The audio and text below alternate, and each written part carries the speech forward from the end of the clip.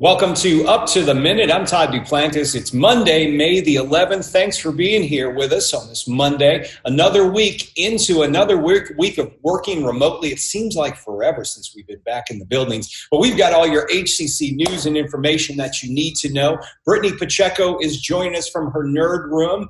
Brittany, we're into May, but does it matter? March, April, May? It just doesn't matter anymore.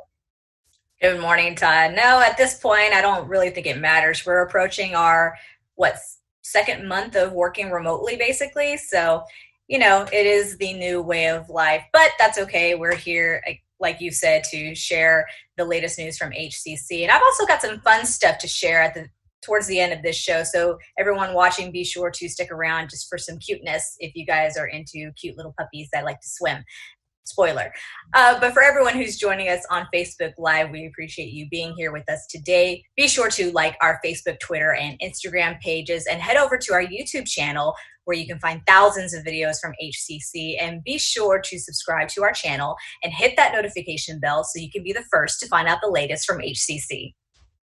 So we'll talk about what happened over the weekend. It was Mother's Day. Brittany had some dog swimming events. We'll talk more about that. I ventured out to the store and out to eat. We'll talk about that. But first, we want to bring you up to date with what's going on around HCC. We've got some special guests joining us right now. Nwaneri, and Collins is a professor in the Petroleum Engineering Technology Program. Welcome to the show, Collins. Thank you. Thank you for being here. We'll be with you in a moment, but right now we're going to talk with Yesika Vega Palacios. And you may remember Yesika. She's a student in the Petroleum Engineering Technology Program, and she was also a student success story of ours. In fact, we went out, shot a story with her, and that's prompted us with bringing her on the show. And Yesika, we tried to get you on the show in March, but things just took a tailspin back then. We all had to start working remotely, but we are excited to have you here with us today to talk about your student success story. Well, first, we introduced you to, as I mentioned, with a student success story for Advanced Manufacturing Center of Excellence when it became a registered apprenticeship center. Now, the HCC Stafford Campus Workforce Building is home to the Advanced Manufacturing Center of Excellence, focusing on training qualified workers in high-growth, high-demand, and high-wage occupations and demands and jobs that are needed right now because many of them are essential workers. These include machining, additive manufacturing, robotics, CNC operations, and advanced manufacturing. Now, Yesika, I want you to talk with us about, first, let's talk about your student success story and the program that you're in right now. Tell us a little bit about when we approached you to shoot that story. At first, I was a little bit nervous, but I really enjoyed it because it was like manufacturing. Wow, I was so happy, so enthusiastic because I love manufacturing. Right. And it's very rare to be a woman in that program to complete the process and to actually work in the field. I actually work for Baker Hughes as a CNC machinist, and I love it. I enjoy every single day they're working there. The program, awesome. The professors, they're always on point with you, helping you to get the parts machined correctly. The tolerances, they're there for you to help. And Yesika, tell me about, for folks who aren't familiar with the program you went through, tell us a bit about it, how long it took you to get through the program, and what you were looking to do as you went into your profession where you're at now. At first, I was doing computer science, and I was going through the process to transfer to university, but I was not feeling it until I met Miss Alexa, our Stafford librarian, and she introduced me to the program. And that's how my story began there. Since the day I got there, I always had a smile. I always wanted to come to class early, learn, and that's how I did. Well, tell me about the program itself. How long did you get enrolled in the program? Did you go through a 2-year course, certifications? What did it involve? I think it was like a 2-year. I got my associate's degree for manufacturing engineering. I graduated last May. And yeah, it took me 2 years And how long did you start working before you graduated? How long did it take you to find employment? Yes, I started working while in the program. Wow. When Baker Hughes came in the campus, they were only introducing the company to us until we came. I was the only girl. I was only female in the conference room, and I remember the hiring manager. He liked my questions. He liked my personality, my enthusiasm of a hard worker, and he hired me immediately. And they helped me a lot because I was coming to school in the morning, and I was coming in afternoon. I was in second shift, so I was like back and forth, school and work, but I made it. Since all this has happened, have you continued working through all of this, and what is that like? Since the pandemic happened, I'm not working. I got laid off from Baker, and right now it's a little challenging, but right now I'm concentrating in my school, which is first my priority. Almost in May 22nd, I graduate from Petroleum Engineering, and I'm excited. That's incredible. So you get one program into another, and you must like going to school. You talk about getting there early for classes and wanting to continue on. It must be something that really inspires you, and it sounds like something you really enjoy. Yes, I do. I love to learn. I love to go to school, and that's me. But right now, I want to get out from school. I want to get more experience in the field and start work. So you're going to graduate on the 22nd. You said are you taking part in the virtual graduation? Yes, I am. All right. All right. Because we have a lot planned for that. So you'll certainly enjoy that. So you're looking at going into the petroleum engineering field. What is the job prospects now? Have you been out there looking for employment, or employers? And people are always wondering while the shutdown is going on, are employers reaching out? Are they doing interviews via Zoom, or have you had a chance to take part in any of those?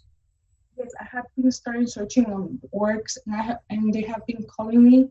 But the thing is that I cannot accept their offer because of school. Right. So you're actually getting some offers right now? Yes, I am. That's got to be exciting. One door closes and they always say another one opens. Sounds like several others are opening for you. Or something. Yes. Well, Yesika, you certainly make us proud here at HCC. You got out of one profession and you're going into another, and boy, that certainly is a great success story. Thanks for being here with us this morning and tell us a little bit about this.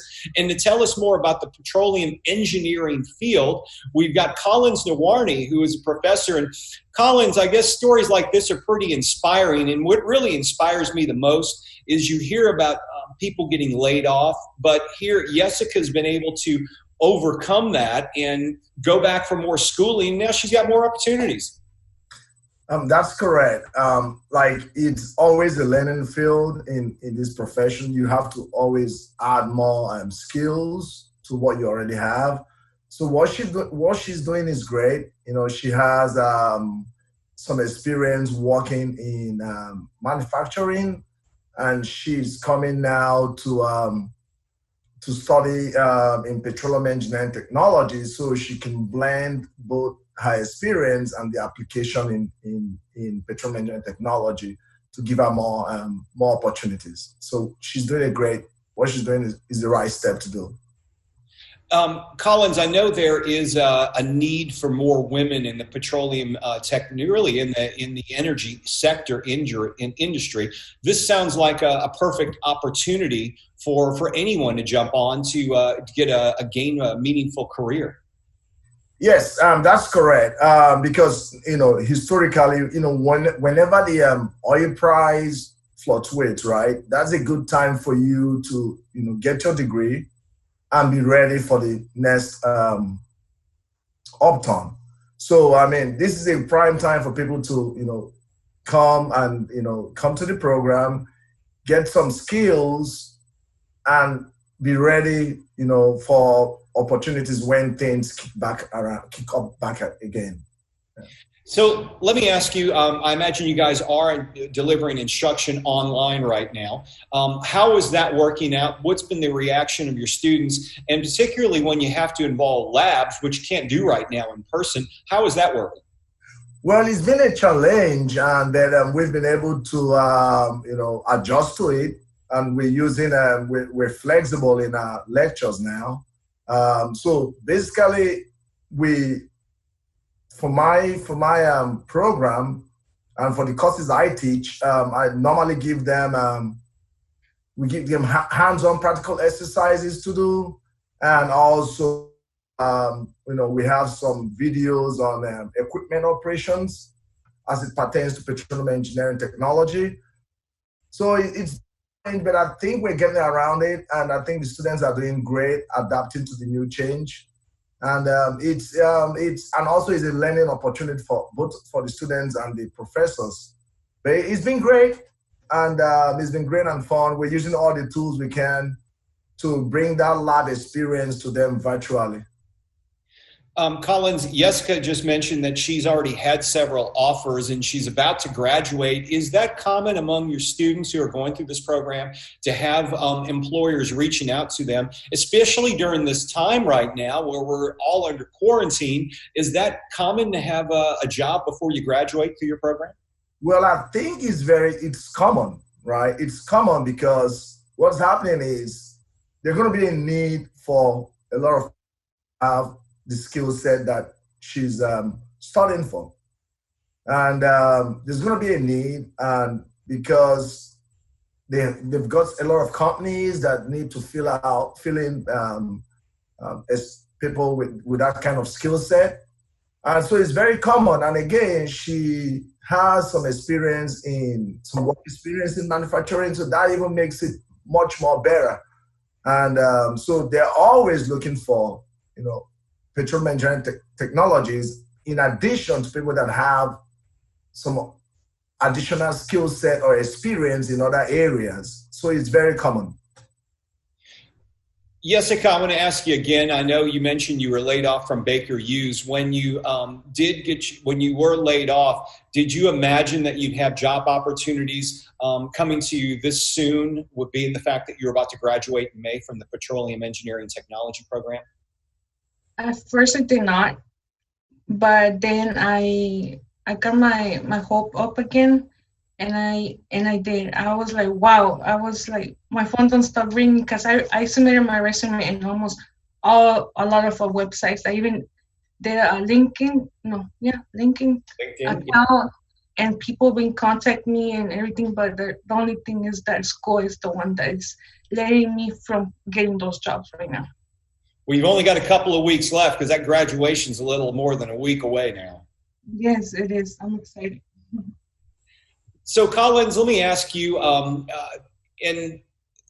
guess the fear a lot of people have is the energy industry right now is very shaky. But it seems like these jobs, petroleum engineering technology, are still in high demand, as Yesika can demonstrate. Is that the case with petroleum technology? You're correct. I've been in the industry for over 20 years now. And so over the years, my experience is there's always going to be a need. This industry, these companies are always looking for people. It's non-stop. So the thing is, all you have to do is go get that skill set and get more knowledge and more hands-on experience to position you in front, because they're always looking for people. Even if the price is down, whenever it comes up, they're going to be looking for a bunch of people to come back to work. So it's also common for them to also look for people during this period. And so that's correct. It's common. And there's always going to be demand, and it's nonstop. So. Well, I've been living in Houston since the late 70s. Won't say exactly when, but I moved here as a child of the energy industry employee. My father worked for an oil company, and so I've witnessed the upturn and downturn over the years. But it seems like now a lot of jobs went away, but new jobs are coming up. And it seems like what you're training, you guys are part of that new breed of jobs that are going to be in high demand, correct? That's correct. There's been a evolution of more opportunities, right, over the years. There's changes. There's been transformation in the industry, and as that transformation goes along, as you have new technology, there's a need for some new skill set that is being offered, from our program, and so it's a very good opportunity because, like you said, over the years, even with the up and down, there's always going to be a need. There's people retiring, right? There's people retiring, and there's always going to be a need for the right individuals in the field of petroleum engineering technology. Collins Nwaneri, Professor of Petroleum Engineering Technology, thanks for being here with us today and telling us some more about the program. And Yesika Vega Palacios, congratulations again from HCC. We're proud to have you on board with us, and good luck with the new career and your graduation that's coming up. We'll see you in a few weeks at graduation. Thank you so much. Thank you, Yesika, and thank you, Collins, for both being here today. I'm going to move over to Brittany Pacheco, who's joining us from her nerd room. So, Brittany, yesterday was Mother's Day. Did you get a chance to see your mom? I did not get a chance to see my mom. However, I did call her to wish her a happy Mother's Day. And, Mom's funny. She's not all about making a day about herself. So she's like, oh, it's fine. Don't worry about it. But thank you. Very humble, that woman. But yeah, got to call her. It's technically my first Mother's Day as a dog mom. I knew that was going to come up somewhere. There you go. Well, my husband and Luna decided to get me a bouquet of flowers in honor of my first Mother's Day. That's nice. Yeah. It was very nice. But I like to share what we did this weekend since the weather was beautiful. I hope everyone had the opportunity to take advantage of that weather. And so let me share my screen with everyone here. Just give me a few moments. We took Miss Luna, to a dog swimming pool. So here she is on the little floaty mat. She will swim, but for whatever reason, she just wasn't having it Saturday. Again, she's not swimming. She has no choice, Brittany. You put her in a pool, she swim or sink. That's what dogs have a choice of. Well, hence the life jacket. I see that, which is great. I love that. I got to get a couple of those for my dogs. They don't even swim. I just want to put it on. And now she can swim. She just, like I said, just wasn't really having it. But she made a new friend, a very big new friend who's a couple months younger than her. Y'all ready for this? Meet Everest. It's a horse. He's a horse. He's a 5-month-old Great Dane. Now, wow. Luna is 7 months old. You can see the difference in sizes. It's incredible. And Luna's gotten bigger. She's doubled in size since we've seen her in person. She has, and she's precious, and I love her, and I'm happy to be her dog mom. Wow. So that was our weekend over at Joasis for the dog swimming. But we also got to see the flyover yesterday from the Flight Museum. You mentioned earlier you went to a parking lot to watch it. Were there a lot of people viewing this from where you were? There were actually quite a few cars in the parking lot at the mall nearby. And yeah, we all got to see, all these planes, these vintage planes. It was really, really cool to see. Just a very unique experience that I'm very happy we got to witness, because we did miss out on the Blue Angels, unfortunately. I saw the Blue Angels, missed out over the ones over the weekend, but we did go out to eat on Saturday night, and it was interesting. The waiters and waitresses, of course, wearing masks. A lot of the patrons weren't. I won't say exactly where, but it was a wonderful meal.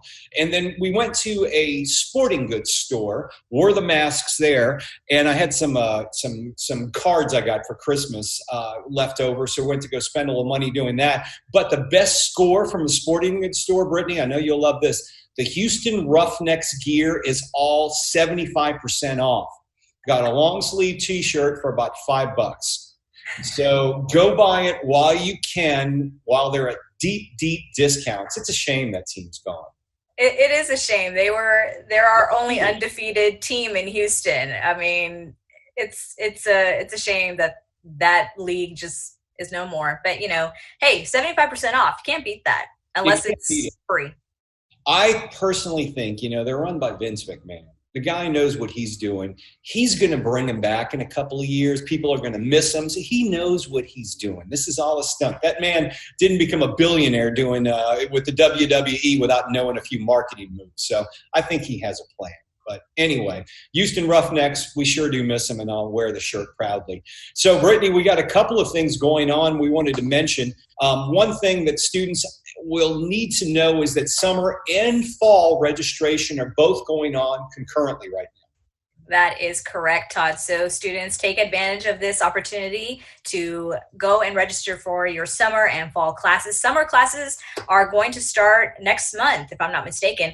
And in the fall classes begin in late August. So again, take this time to go check out the course listings that we have available for you. Summer 2020 will be offered 100% online. That is for sure.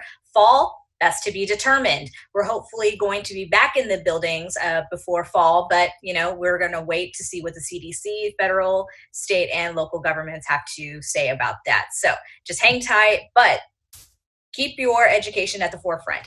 Be sure you're going to take those classes, get those classes out of the way, and you can do so by going to hccs.edu/now. And if you are registering for the fall, students, keep in mind, now is the time to register, because you want to make sure, Brittany, you get the classes that you need. And there's going to be, if we do get back in the buildings, hopefully we will. But when we do in that situation, a lot of people are going to be wanting to come back to school. So now's the time to register. Register early ahead of time. And keep in mind, our financial aid office, they're still open. They're all working remotely. They're all here to help you. The foundation, scholarships, all that, they're here to help you. And if they want to get information or help or assistance, it's very easy. You can go to hccs.edu, our main page, and click on the virtual lobby and fill out a form. That will get you all the assistance you need as they answer those questions individually. That is absolutely true, Todd. And students, just pack a little bit of patience. I know over the weekend we've got some messages about, how come I haven't heard back from financial aid? I've emailed them, I haven't heard back. You are amongst hundreds of other students who are reaching out to the same departments. And while we're experiencing a high volume of emails, phone calls, what have you, we're doing our best to get back to you all in a timely manner. So give it, maybe 48 hours. If you don't hear back from them, try reaching out again. You can certainly send us a DM on all of our social media platforms, yes, and myself or one of our social media team members will get back with you as soon as possible. And as we were talking with Yesika earlier, she's going to be participating in the virtual graduation. That's coming up May the 22nd. We've already already have the graduates in for the ceremony, but the ceremony will take place fully virtually this year. We've got a lot of things planned for that and a lot of special guests you'll see. It's going to be a cool event, so you'll want to be there. hccs.edu/graduation. You can get all the information you need involving the virtual graduation. Exactly. And students who are graduating in spring 2020, like our friend Yesika over here, you also are invited to attend the fall/winter commencement ceremonies that will hopefully, fingers crossed, take place in person. Let's be optimistic. Let's hope that students can actually participate in graduation and walk across that stage and have their friends and family cheer them on, hear their name be said out loud and cheered for, and receive your HCC diploma as you just be, I can't even think of the words right now, but it's such an accomplishment, and we're so proud of all of our students who are making it work during this crisis, and we want to recognize you all for your efforts, and hopefully you will join us again this fall for our commencement ceremonies. For all the information you need involving, graduation has its own website, hccs.edu/graduation. But as students, if you're looking for information, all types of information during this COVID crisis, we have a website you can visit. And Brittany, there's also one for faculty and staff as well.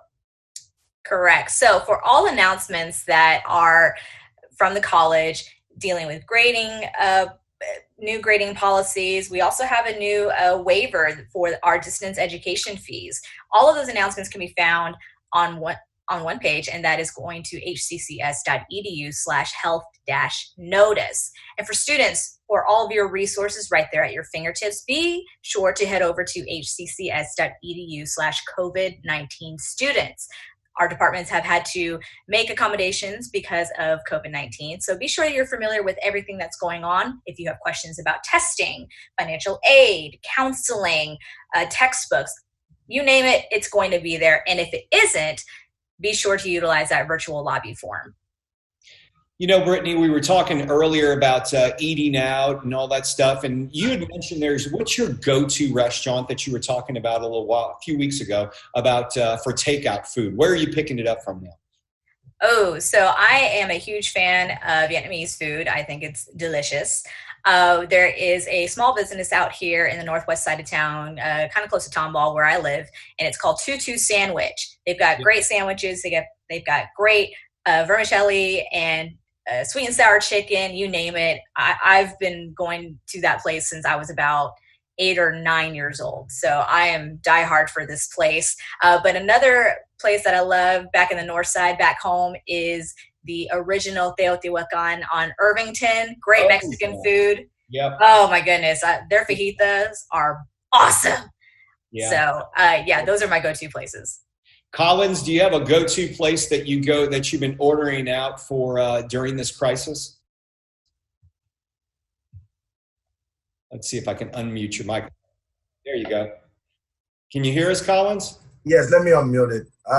Yes, can you hear me? Yep. Yeah, okay, sorry about that. Normally we love Mexican food, right? And we get some, Yesika, she's smiling, I can see. Yeah. So we love that, and also Japanese food, Chinese food. I mean, I've traveled a lot, so I also like trying different kinds of food. So we just order from those places mainly. Well, now's the time you get a chance to try all types of food with everybody doing the takeout and curbside pickup. What about you, Yesika? Do you have a go-to place that you like to go eat? Let me get you unmuted there. There you go. We can hear you. Yes. Well, we like to go to Chinese buffets. I don't know why, because of the seafood only. But that's the only place we like to go out. Mexican food too.